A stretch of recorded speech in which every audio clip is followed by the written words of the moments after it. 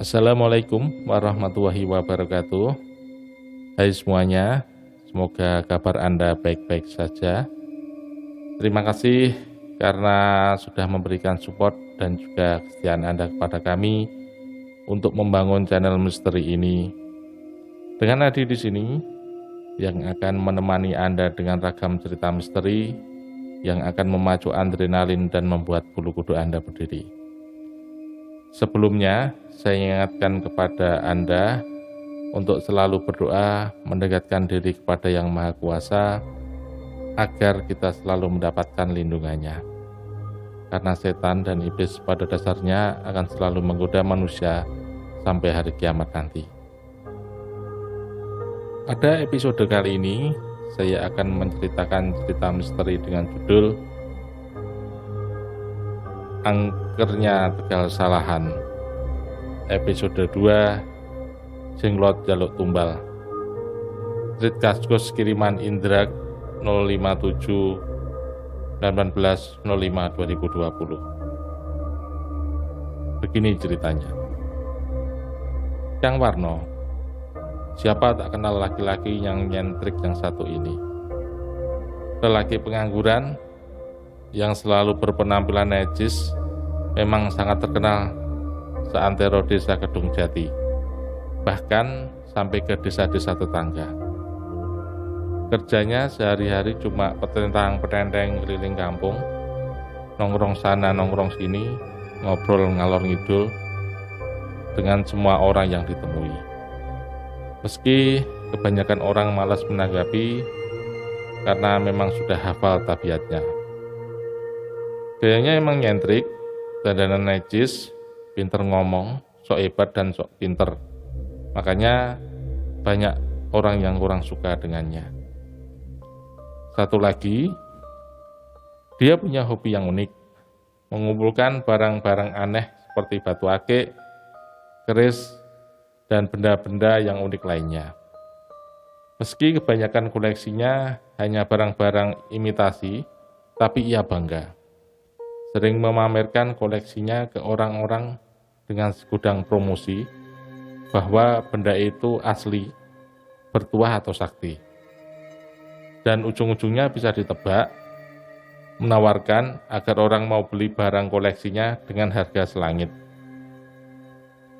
Warga desa Kedung Jati tentu saja sudah hafal dan tidak pernah percaya dengan ocehan Kang Warno.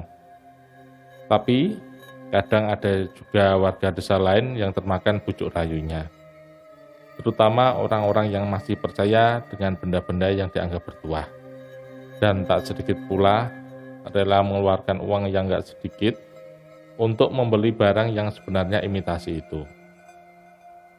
Hingga suatu ketika, Kang Warno kena batunya.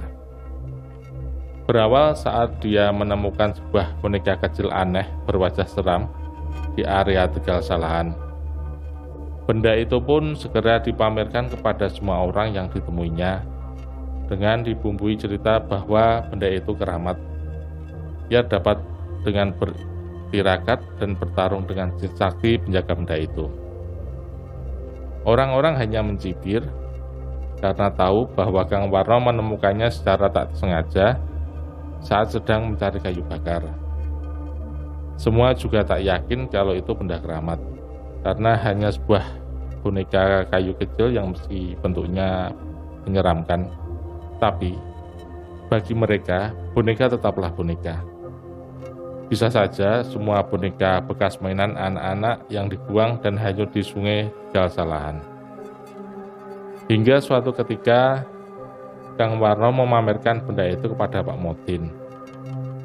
Pak Modin justru menyarankan agar Kang Warno mengembalikan benda itu ke tempat di mana Kang Warno menemukannya. Pak Modin yang memang sedikit ngerti dengan hal gaib atau semacamnya, dan beliau melihat bahwa boneka itu memang bukan boneka biasa dan juga berbahaya. Kang Warno bisa celaka kalau tetap menyimpan benda itu, apalagi sampai menjualnya. Tapi dasar Kang Warno, nasihat Pak Modin cuma dianggap angin lalu.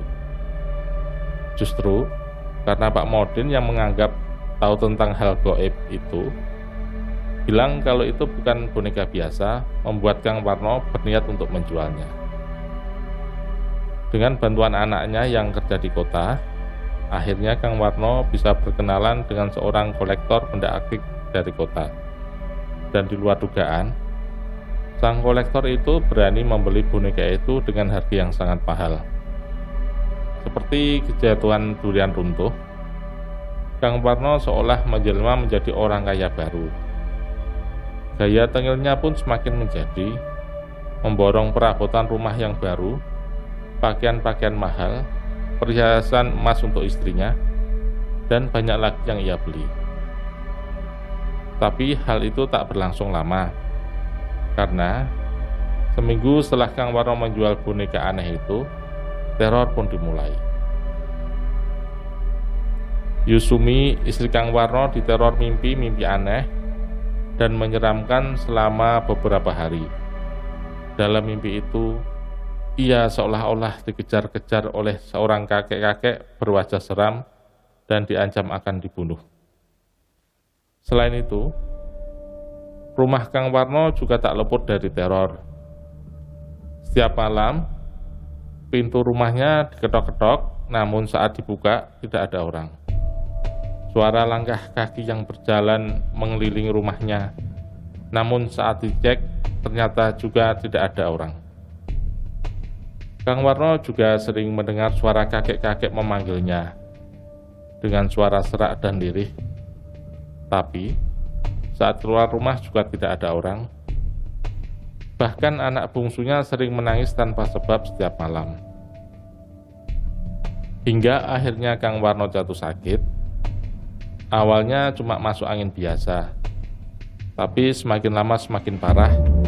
Sempat dibawa ke rumah sakit, tapi tak kunjung sembuh juga.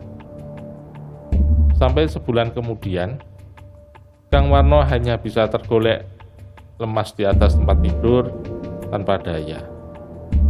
Jangankan untuk duduk atau berdiri, bicara pun sudah tak mampu. Segala upaya telah ditempuh dari dokter, orang pintar, kiai, sampai dukun telah mencoba mengobati. Tapi hasilnya tetap nihil. Hingga akhirnya Kang Warno pun mengembuskan nafas terakhirnya. Kabar duka pun menyebar. Semua warga Kedung Jati berbondong-bondong ke rumah duka. Yah, meski semasa hidupnya almarhum merupakan orang yang menyebalkan, tapi di saat ditimpa kemalangan begitu, orang-orang segera lupa dengan sifat tengilnya. Ada cerita aneh saat acara pemakaman. Beberapa orang konon katanya melihat seorang kakek-kakek misterius berwajah seram dan berambut putih panjang berdiri agak jauh dari liang lahat sambil menatap tajam ke arah peti mati yang akan diturunkan ke liang lahat. Tak semua orang melihat kakek itu, hanya beberapa orang saja, dan tak ada satupun yang mengenali si kakek. Tapi orang-orang yang melihat cerita sama teman-temannya, si kakek menimang boneka kecil aneh berwarna seram di tangannya. Banyak desas-desus menyebar, ada yang bilang, Kang Warno mati tidak wajar menjadi tumbal dari boneka aneh yang ditemukannya.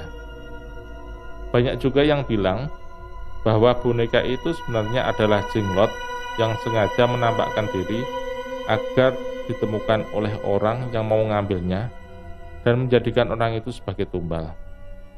Karena makhluk yang bernama jenglot itu memang dikenal sebagai makhluk ganas yang haus darah. Entahlah, aku juga waktu itu masih kecil, kurang begitu mengerti. Bahkan aku juga nggak tahu seperti apa sebenarnya bentuk dan rupa boneka aneh itu. Apapun itu, semoga almarhum Kang Warno mendapat tempat yang layak di alam sana, diampuni segala dosa-dosanya, dan diterima semua amal ibadahnya. Amin. Tamat. Semoga Anda terhibur dengan cerita misteri kali ini. Jangan lupa untuk mendengarkan kisah-kisah misteri terbaru selanjutnya. Jangan lupa untuk subscribe, like, dan share channel ini agar kami lebih semangat menyuguhkan cerita misteri yang lebih menyeramkan lagi. Ingat, jangan lupa selalu berdoa, karena setan selalu ada dimanapun kita berada. Assalamualaikum warahmatullahi wabarakatuh.